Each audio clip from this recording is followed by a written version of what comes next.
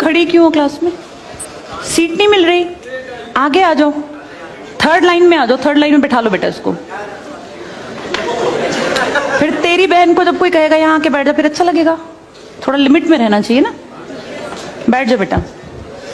चलो अपने देखो, अपने व्यवहार को ऐसा रखो जैसा तुम दूसरे के साथ करो, तुम्हारी बहन के साथ वही होगा।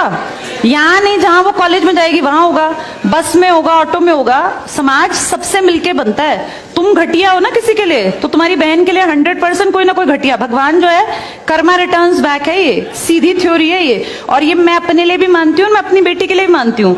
मैं जैसा कर रही हूँ ऐसा ही मेरे साथ होगा, या मेरे घर वालों के साथ। तुम जैसा कर रहे हो ऐसा तुम्हारे भाई बहनों के साथ होगा ही होगा।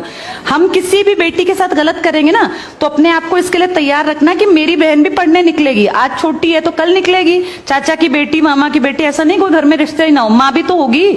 जैसा तुम कर रहे हो ऐसा तुम्हारी माँ के साथ जरूर घटित हुआ होगा। अब तुम कर रहे हो, बड़े अच्छे कई एड्स हैं, उसमें एक जवान लड़का ना सीटी बजा रहा होता है, तो उसकी माँ, देखा तुम लोगों ने वो, उसकी माँ कहती है बेटा मत कर। तुम्हारी उम्र का था वो लड़का, उसकी माँ लगा लो मेरी एज की, मुझसे 2-4 साल बड़ी होगी, क्योंकि जो बच्चे 20 के हैं उनके माँ 40-45, उनकी माँ 45 साल तक की होती हैं। तो लगातार सीटियां बजा रहा है, उसकी माँ उसको कहती है बेटा मत कर। वो इरिटेट हो जाती है, तो फील करता है कि मेरी माँ ऐसा क्यों, मतलब क्यों चिढ़ रही है सीटी बजाने से, घर में बैठ के बजा रहा था सीटी। तो उसकी माँ को याद आता है कि जब मैं रोज बस स्टॉप पे जाती हूँ, 45 साल की अधेड़ उम्र की एक औरत, एक घटिया लड़का, मतलब ऐसे नहीं होते बिल्कुल ही घटिया जिनकी परवरिश हो, वो रोज उसको परेशान करता है, उस 45 साल की औरत को। तो उसको फिर फील होता है कि ये मेरा बेटा जो हरकत कर रहा है ये उस लड़के से मेल खाती है। बहुत अच्छा ऐड है, उसका एसेंस बहुत अच्छा निकल के आता है कि एक्सप्लॉयटेशन सिर्फ जवान लड़कियों का नहीं होता। आप गलत कर रहे हो ना, कोई आपकी माँ के साथ, आपकी बहन के साथ कहीं ना कहीं कोई गलत करेगा फिर। इसलिए समाज को अच्छा बनाओ, क्लास को ऐसा बनाओ, कोई लड़की वहां से अगर आ रही है और तुम कह रहे हो यहाँ आ जा, तो ये ठीक है, ये अपने आप सोच के देखो। ये हमारी परवरिश को भी दिखाता है कि हमारी परवरिश कैसी माँ ने की है।